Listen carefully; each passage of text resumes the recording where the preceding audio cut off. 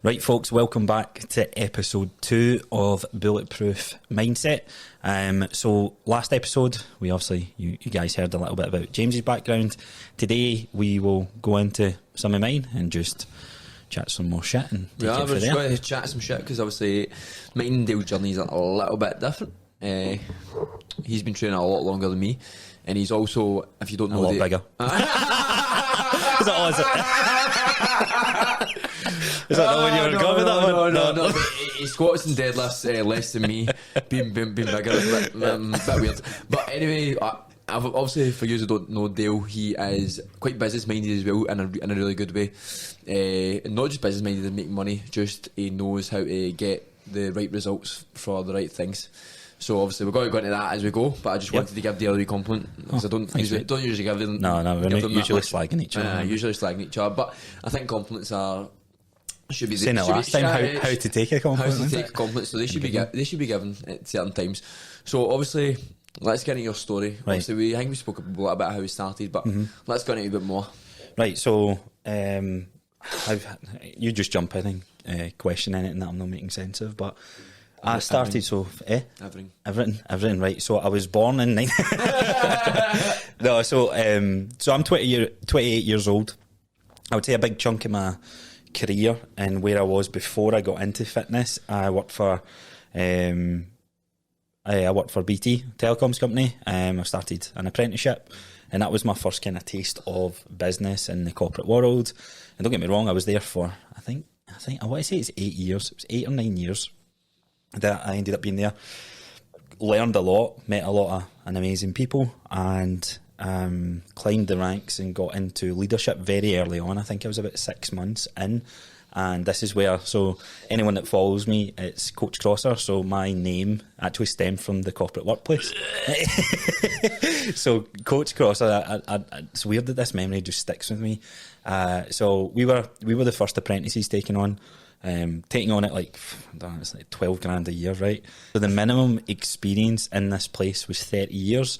And we were the first new injection of younger people. We were the first apprentices in that place in a long time. There was a group of 10 of us, and it was things like they rolled out a new system on the computer, so a new software to deal with billing inquiries. And I think it's because mainly we were younger, we were computer literate. I remember running on a bank holiday, running a course on how to, like, PC tips and tricks, and it was, did you know you can hit Control-C in that copies? I'm not even kidding, mate. I done that, and there was people were generally, I'm not even kidding. People were like, I can imagine that was actually really good, and this was like my first taste of helping other people, coaching, leading, presenting, and. So got this job a couple of months in, picked up the systems really well. Our whole group did. There was actually a group of us who seemed to excel better than others, and we got moved out the team and got the chance to go into a coaching position. So you had a team of like 10 people, and then there was each team had a manager, and they had a coach that would help them with the systems and all that sort of stuff. So I managed to get that role, and there was a group of another new group that ended up coming in the business, and I was helping this one wee guy, and he's like, you're pretty good at your job. I was like, I know. I was like, I'm best coach in here. And he's like, it's like that film, Coach Carter, except you're Coach Crosser. And I was like, I like that name. So I changed my Instagram that day. I'm like, so that goes back as far as, I think it's 2013. That was my Xbox gamer tag. It was everything. I liked it. It had a good ring to it. Ring to it. That's a separate story, brother. Relax yourself. So that was my first experience in getting into the coaching world from a business perspective. And then from there, got my first management position. My wife, Gillian, got a job down south, so I ended up looking... You got a wife? You know, you've not told me that shit. You know this. So we can probably do a whole episode on her alone. But anyway, where am I going with this? Why would you say that? You throw me off track. No, go. Right, so she got a job down south, and with BT being everywhere, I was like, I'm going to see if I can get a transfer. So reached out and managed to get a transfer. Lo and behold, the best thing that I'd done for my career, because it projected me into a more senior position, leadership, and it's where I had probably the most stressful job, but at the same time, I learned a lot from running a team, understanding business operations and all that sort of stuff. So I've had 8-9 years of that experience, But as I got closer, once I got my first managing job, 2 years in, I started to go, what's next? I'm kind of bored. Like I hit some of the best results that team ever had. It was our team. I'm kind of just tooting my own horn here, but it's not the work that I'd done, but I think through my leadership, the people that I had in that team, we managed to smash all the targets. I believe we were top team. And hearing feedback from somebody that's been in the job for 30 years, good old John Wade, if he ever listens to this, I'll never forget the best compliment I ever got is from this guy, because I got many good compliments, but this guy, I remember getting the team, right? So we sidetracked. So young guy, 20, 21 years old, and you get promoted to manager, and it's like, right, new team that you get is usually the new hires that come into business.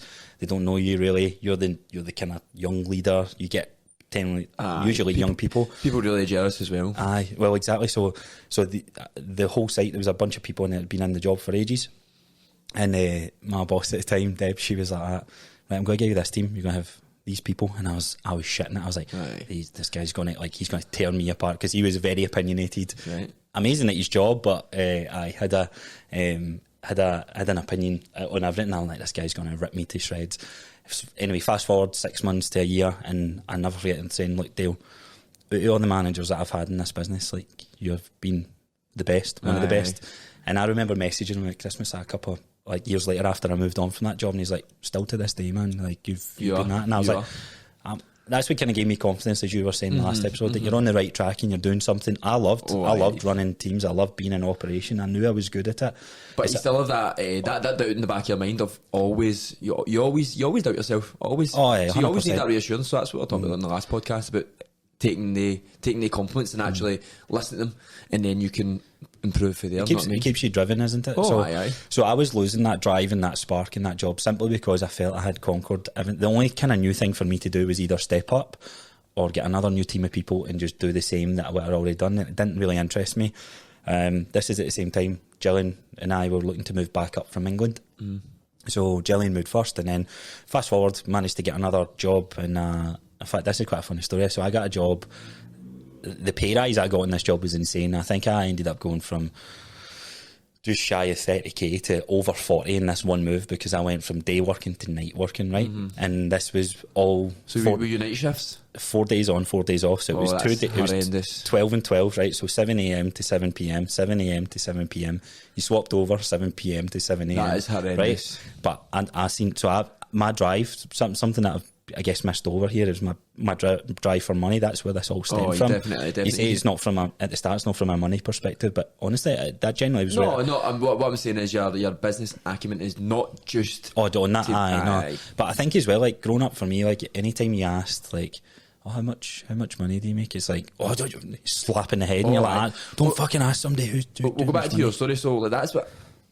My family would never tell me how much they made, etc, etc, etc. So I end up being really shit with money. Do you know what I mean? No, understanding it. Like I would I make like $1,000 odd a month. I'm just going to spend it then, because I don't even know what this means. This is hundreds of money. You think that's hundreds of money? You think you got to get to a certain age where you're going to make the money that you see other people making anyway. You see that's just the path of where your life takes you. But then you understand, is it fuck? I don't know. I think it must be come from like a generation of our parents, because it was so taboo to talk about money. I was on money doesn't grow trees and all this sort of stuff. I was at an event a couple of weeks ago, and like a wee guy was like, but money does grow on trees and all that. Obviously it doesn't anymore. But so I was always driving for money, and I remember taking that job in BT, because it was like, you're a 13 grand a year apprentice, and your wage jumps up to 22, and then it climbs to 28, and I was like, 28 grand. I remember one of my old mates got a job in the train, and he was making 25k, and I was like, if I'm making 25 grand, I am set for life.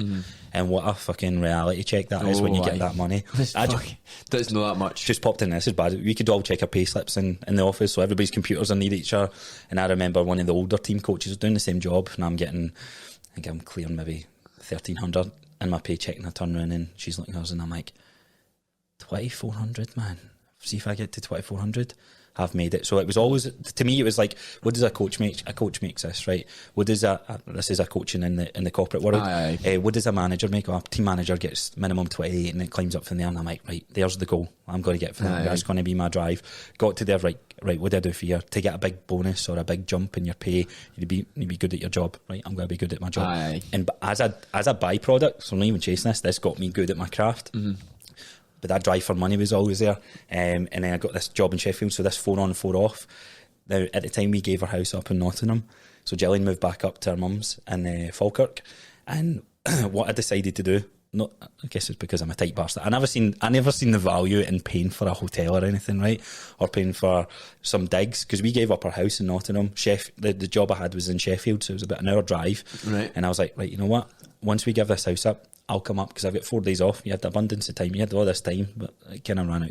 It went in as quick as you thought, quicker than you thought. And I would drive down before my shift started at 7, so I would have to leave at 2 in the morning, 1:30 in the morning. Sometimes if I made good time on the motorway at that time, I'd stop into services and shut my eyes for a wee half an hour, 40 minutes. Right. And I would work my 7 a.m. to 7 p.m. shift.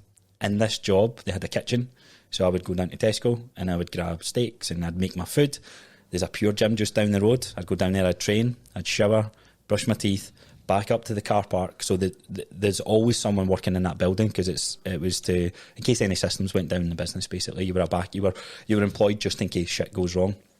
And so the car park was always accessible. It wasn't a huge car park, but I used to park my car at the back and I'd put my seats down and I'd sleep in there. 7 p.m, get up about 4:30, go down to the gym, work out, come back in about an hour before my shift. See, that's how money does go on trees. You don't fucking spend it. Exactly. So, but the beauty of this job was people were always in that kitchen cooking, so it didn't look like nobody was going, what are you doing cooking at this time? I could go in there like an hour before my shift and I could cook some eggs and that. So that's how I managed it. I was like, I'm onto something here. So the challenging thing was when you finished work at 7 p.m, and then you weren't working until the next morning. So I joined a Bannatyne's gym up in Rotherham, and I'd drive there, and it was on the motorway. It was just off the motorway. It had a service station, it had a Morrison's, but then it had a pool sauna and that. So I'd chill in there for 4 hours until it shut, and then when it shut, I'd drive round to the services with all the lorries.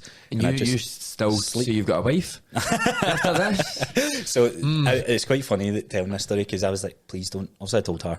I said, Dad's like, don't tell your mum. I said, let's just not tell her parents because you know what parents can be like. What is he up to, man? Honestly, it saved money. It wasn't all about the money aspect. It's just I didn't value getting a hotel. I remember once Gillian, for my birthday or a present, she's like, I've got you a hotel, and I was like, didn't need to do that. She's like, no, go for it, like actually get a decent sleep and all this, and I was like, alright.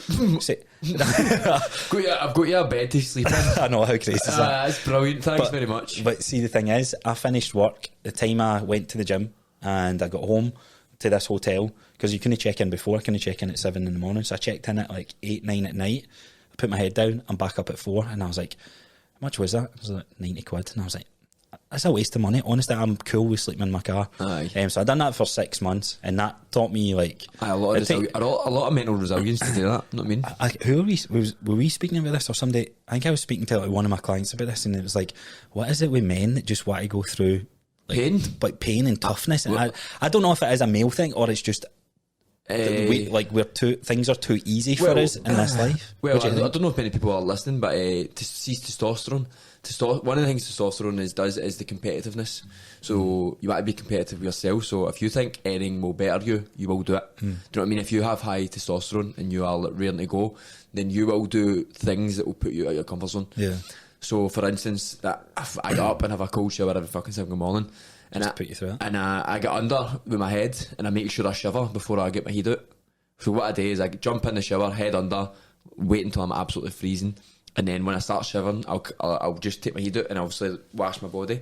So I'm really fucking freezing, but I make sure and shiver because the whole point is getting in that mental resilience. But also it releases hormones. As soon as you start shivering, you release all these hormones. But obviously doing things like that mental resilience, as soon as you come out of that, you're a different person. Do you know what I like? I actually remember sitting in the cell because I couldn't like be on my phone a lot because then I'd have to run my car and keep it charging, and the car that I had at the time, the charging bit was always fucked. So I remember sitting there and you're just you're yourself. It's quiet. You just weigh your thoughts, and I was like, I'm going to make it one day, and I'm going to remember these moments. Like that's weird. It actually gives me shivers thinking about that. It's a wee bit weird, but Gillian was the same. She's like, see if you like ever like if like our businesses or whatever ever like take off, and I'd say I'm successful just now. I'd say made it. I would say, but honestly, I'd be serious. I say that to Gillian all the time. You have to kind of.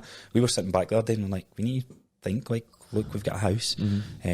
We're now married. We're now like in a really good position. We're okay, there's things that can always be better. Is this fucking digs at me or something? No, I'm just... No, it's fucking alright. Fucking dirty bastard.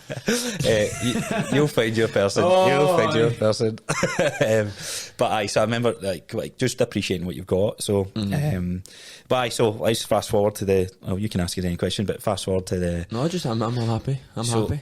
I guess COVID hit was when the wake up call was for me. Is that when you moved back? So did you move back? So yeah, so I'd done that job for 6 months, still in BT. When you came up to Falkirk, when did you move into the house for there? No, so I was in that job, and Gillian had a job through in Edinburgh, and then I managed to get a job in Edinburgh and still the BT chain, but it was Openreach at the time. Right. So we were managed to get a job in Openreach, and through one of the apprentices that I started with, Leslie, she managed to say that this role was coming up, so I got that, and then I moved in with Gillian's mum, so we were back to Scotland, and we were just looking for houses. So I was running a team through and running an operation, I'd say more, through in Edinburgh. And through this whole time, I guess something that I'm not saying is I've always been interested in personal training. Like I said, people over those years, you're the PT guy. Or no, you're the fitness guy. You make me a plan. Can you help me? Why do you do cardio at this time? Or why do you do that? So I was curious about it, and I started listening to podcasts, started reading up about different things, because I was learning with myself too. Like I went into bodybuilding, I came out of bodybuilding feeling shit, and I was like, right, what else is there? Like, there's this message about Chase Health. Let me see what that's about. So I'll get into that in a wee sec. But that's always been curious, and I remember sitting in Pure Gyms at like 4:30 in the morning, waiting for somebody to come in. Training myself, seeing the first PT come in the door, seeing them with their client. I remember thinking, man, I could do better. I honestly, know that I could do better. I was just like, that's a cool job, man. And then I was like, nah, I'm paid well. Like I'm in a safe job and all that stuff. Like I'm doing good for myself. Like I think that's another thing that parents and that put on you is have that safety blanket. Oh, mate. Safety. You can be in this job for the rest of your life and be nice and comfortable.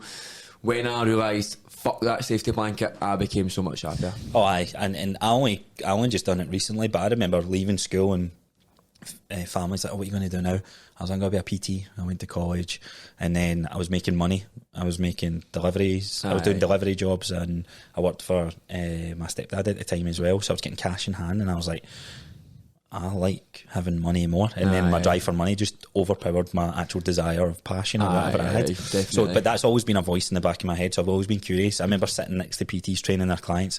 I'd pause my phone, I'd be doing my set, and I'm like, he's doing his set, and I was like, oh, it's an interesting way of communicating that. And then so think of that over the space of 10 years of training. That always been curious, always kind of talking to PTs. Always like still a wee bit taboo about money, because I thought the reason I never got into PTing initially was there's no old PTs, and anytime I spoke to my parents about it, there's no old PTs as in 28. Older PTs. There's like you look at careers and things like that, and you don't really see a guy in his very rare do you see a guy in his 50s close to retirement and stuff like that. So I was like, it's really probably best that I go into the corporate world. So we back up operations, and then I moved into the engine. So in operations, I would say this was the next step up career wise. Running a bigger team, bigger operations, more experience, dealing with a lot more director type people, and that kind of pushed me out my comfort zone a little bit. Fast forward a wee year, COVID hit, the operations had its own drama and things like that.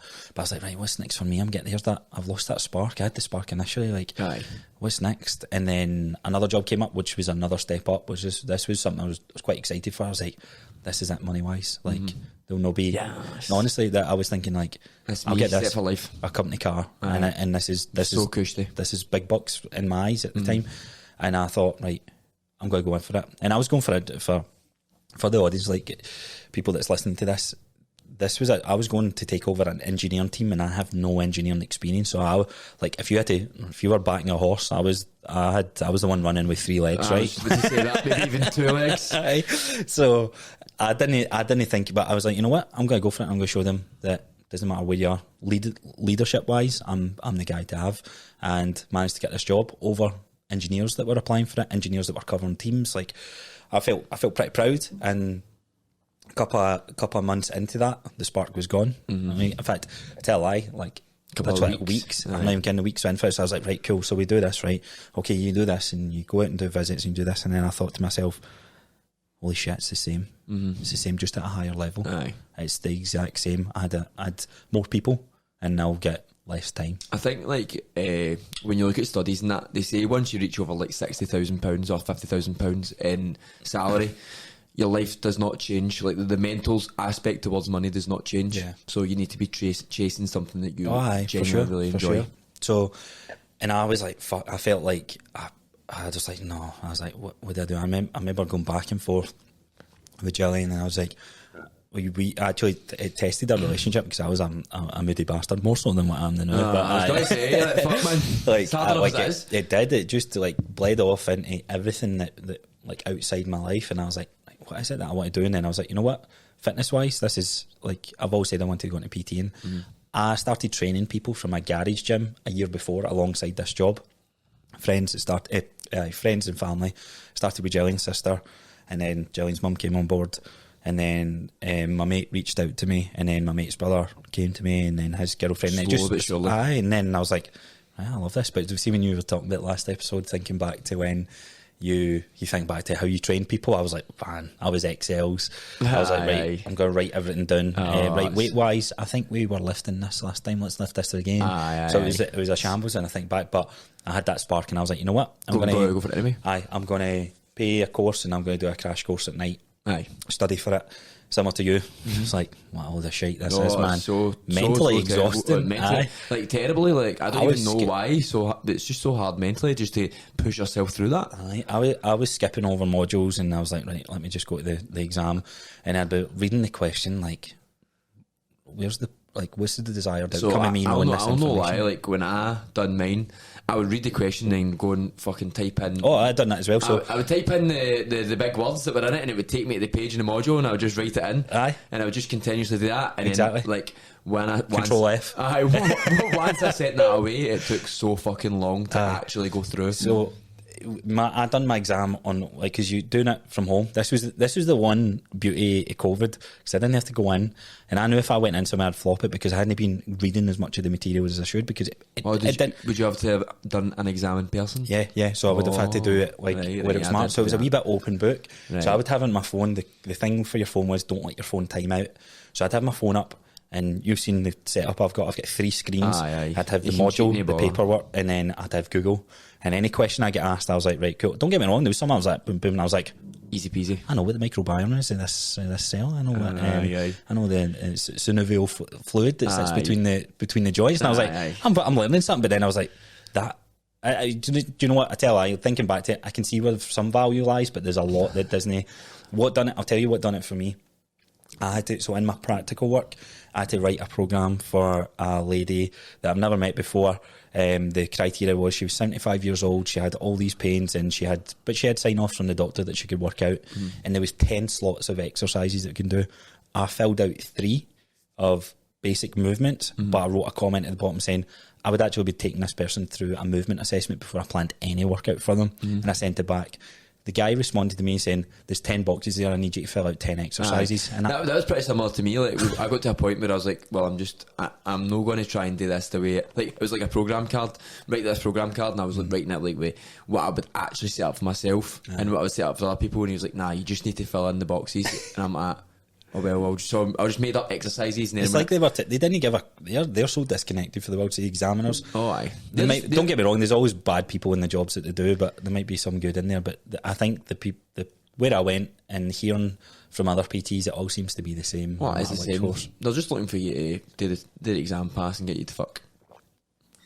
True. And then if you do well, you do well. If you don't, you don't. Like, they don't care.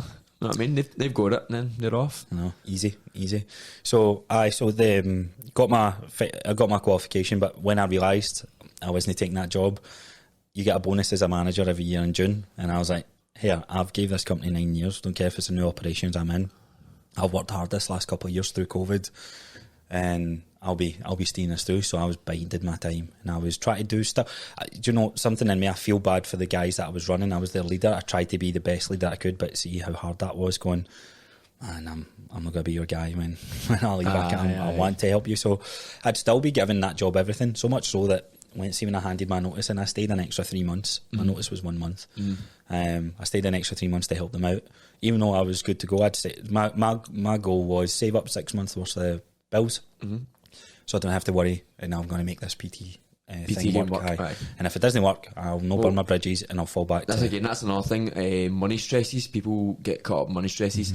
If you just sit for 6 months to a year of your life just working hard, and genuinely working hard, working every hour you can, your money stresses will pretty close to disappear. And I understand that anybody's listening, they might have kids or that is different. But if you're a single person and you're out there struggling for money and you have no health issues, then you can work 78 hours a week for 6 months to a year and get out of the situation. Yeah, that's something we skipped over with yours, because you done a graph to work up the bank balance a little bit, didn't you? So I had no savings when COVID hit, and then I had over 5 figures. Do you know what I mean? A year later, I'll tell the tax man. No, we won't put any. We won't go into details. But I saved a lot of money in that time when I was working 70, 80 hours every single week. Obviously, after furlough ended, I was right in there, and that's what I would say to everybody. If you're single and you, here's my number. No, but if you're single and you live with your parents, there's no reason why you should be skint. Do you know what I mean? I personally believe that. Do you know what I mean? I can see where you come from. So, so that's what kind of led me to eventually making the stint and getting into PTing. But as I said, it wasn't just like a rash decision. And you've got to look at that, like how much effort you put into just becoming a PT. Like what people do is, I'm going to become a PT, do the course, and then bang, you already had that structure of, I'm going to have 6 months.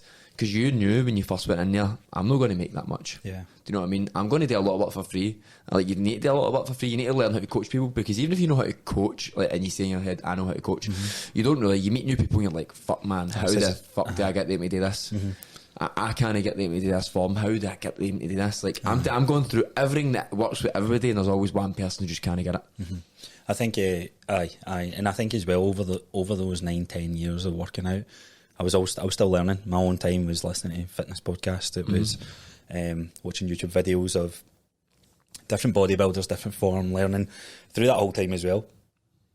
I think if I tally up how much I've spent working with different coaches myself and buying different programs, I'm sitting at around, I'd say close to 10k of different programs. And let me tell you, there's a lot of crap out there. There's a lot of shit. And that's what drove my passion of, there's still a big market. And I thought, so anyone that you think, PT, look at Wisha, for example, we could probably rhyme off 30 PTs, I think, straight away. Easily. So people look at that and say, PT market's saturated, but I'm telling you, even within that, I think everyone in PTing is definitely trying to do their best. I honestly believe they're trying to do their best to help people. There's a small group that are ruining it to make a quick buck. There's definitely, and but the people who are doing it, there's so many people out there who have really good intentions, but they don't put the effort in. Do you know what I mean? And you'll know, and I know, the effort that is required to give a good service is fucking a lot harder than you think. Aye, definitely. Way harder. Definitely. So that's my journey. That's where it took me to. Yeah. Any more questions on that? No. Mr. Interview guy. Aye, no. It was obviously good to hear that. I think that everybody can learn so many things from that. See, having if you want to go into your passion, you need to build up to it. Do you know what I mean? It's not just, I'm going to be this the next day. It's, I'm going to have this structure. You know, I'm going to save up for 6 months and then I'm going to get into it, because you realise a lot of people's passions don't make them much money to start with. No, they don't. But there's that quote: if you do something you love, you'll never work a day in your life. But it's been the opposite for me. Like I do love everything I do, but work every day of your life as well. I do something you love, and I love it. The twist on it, which is you'll work harder than anyone else at your craft because you want it to work. And that's the beauty of it. So yeah, we spoke, obviously, folks know that we're from Gym 24. If you're just tuning into this episode, then yeah, we're out Gym 24 in Wishaw, and similar to yourself, I actually don't know what attracted me. Manny asked me that question. He was like, why did you choose here? Because I live over on Plains outside Dundry. And he said there's like 10 gyms that you drive by to go here. I don't know, I just like the marketing, and I remember walking in and he's over at the fly machine, and I was like, can I speak to the owner? And he's like, that's me. I was like, how you doing, man? And you know what, man, he's like, it's quite hard to read him at the start. And I was like, so I'm just about to qualify my PT. I was like, look, I've been in the space for a wee while, I've been training some clients and that. And he's like, right. And then I thought the people that I was learning off, I thought they were big names. And obviously now that I know Manny's not on social media, so no idea. I thought that was going to be my way of like, oh, this guy's been learning off him, he knows his stuff. So I was name dropping people, and he was like, don't know who that is. And I was like, but I've also been doing this, and he's like, don't know who that is. And, and I was like, man, I'm bombing this. And I was like, I'm going to work out. He said, I work out, and I can tell. So he's clean, right? This is a story that's came back to me. So you know how meticulous Manny is, how clean the place has to be, right? Crazy. So I seen he's cleaning it, and the place looks spotless. And I had my first CoachCrossar jumper that Gillian got me, and it was grey. But you know when you get a new jumper, it's got the oozy bits inside. So I'm on the lap pull down, and I'm working up a sweat. So I went to take my jumper off, and ooze went everywhere. And I was like, he's going to start me already. No, I was like, I didn't even clean it up. I was like, fill my water up, and I was like, that was there already. I'm going to just go walk by this. And I remember saying, good gym, I'll hopefully see you soon. He goes, I'll be in touch. And then he reached out to us, and he asked us to come into an interview, and met Tony, and the rest is history. The rest is history. Obviously, why don't you tell us quickly about your months of training then? Because you've obviously been training at the gym for like 8 months now. So it's actually coming up to a year. So, and this is quite crazy to think. I think we should do another episode on the PT side of things, like how to five tips like to getting started with your PT. Because I think we both went through a lot of learning there. So I came in November. I didn't not understand gyms too much. Knew about PTing, but I was curious to learn about the business side of things. So once you know how the business side of things, you can start thinking, right, how can I benefit this place? So similar to yourself, learn classes, and I was never interested in the. I was more interested in the self-employment side. I wanted to be my own brand, my own person. But I know Manny, he was looking for staff, and I said to him, look, I'm quite curious to learn if there's space for me to come in, and lo and behold, he's supported us through that. So, but throughout that journey, it's just literally been I was, to put it in perspective, I went over there on Boxing Day, and I was hustling on that floor, cleaning up plates, and just, how's it going, man? Oh, you're in here working off the turkey. But for any of you who don't know, Dale, I can talk here, but Dale can talk to MD anytime, anywhere. You know what I mean? It doesn't even matter what mood he's in, he can talk to him. I'm like, man. I get in that mood, I'm like, don't even talk to me, man. Get away. It's just a natural gift. A gift. Listen to that. Sorry, and I guess it's something that's been refined over years and years. But I remember speaking to a guy, he's still my client, Liam, speaking to him, and he was like, I was looking for a PT, boom. And I'm not a sales guy, I would never like pitching that, but it's the way you like, people need to like you before you go into this, and that's why I think there's a lot of value I think we can communicate to newer PTs and how to grow your business and stuff. So to put it in perspective, from officially kicking off in January, I would say, was when I've started tried to grow my business. It took me 1 month to get my books full, I would say. I put them in, I'm saying that holding up quotation fingers here, but because I've not actually closed my books until recently, but I had north of 30 clients in that short space of time, and don't get me wrong, a lot of them were free, but a good majority of them had stuck on in, and I ended up either upselling to a block or upselling a program or upselling something from majority of those people. So that's what kind of gave me reassurance I'm on the right path. I think what a lot of people, when they obviously go into PT, even if they're going into it for free or they're paying, that first month they're like, I'm not going to pay that much, or I'm not going to pay at all. And then after you give them that first month, they're like, you know what, actually I show feel the value. 10 times better. That's what I said. So I feel 10 times better, and they're like, right, I'm going to go on. There's so many golden nuggets there, but I think we do another episode on that. But if it just gives you the opportunity, because you need to do well, don't you? You need to show value in that first while. So, but yeah, so that's a wee background about me, folks. I'm sure that we've both missed over quite a lot of stuff. Many things, many. But it's obviously hard to go into everything all the time. I know. It's even hard for us to like communicate, because nobody's really asked, what would you do? What's your background? Like, how long you been PT? Like, it's like basic questions. This is like actual interview style. That's why it was a wee bit weird in Gavin's podcast. Yeah. If you ever see Gavin's podcast, I fucking went tonto on that, man. Well, I guess I don't know when we'll release this, but it's probably worth shouting out. So his podcast is called Chat Shit Get Cancelled. That was our first experience on a podcast. Obviously, right here right now, but we are pretty confident. But that we were nervous as fuck for that, and we will always appreciate that he got us on there. Oh, nice, definitely, sound guy, definitely, really nice guy, and we had a wee chat before it, and that really got us fired up to do this. Do you know what I mean? So that is after being on that, we're like, we want to do that. Sparked the grit to go and get after this. So that's Gavin McKinley PT. I'm sure his Instagram handle is. So look, I think we're just over 30 minutes with this. So we'll wrap it up here. So we'll do the social media call it. So obviously we are personal trainers, by the way, and we're personal trainers in Gym24, and my social media handle is Raw Gym Fit. So RAWGIMFIT.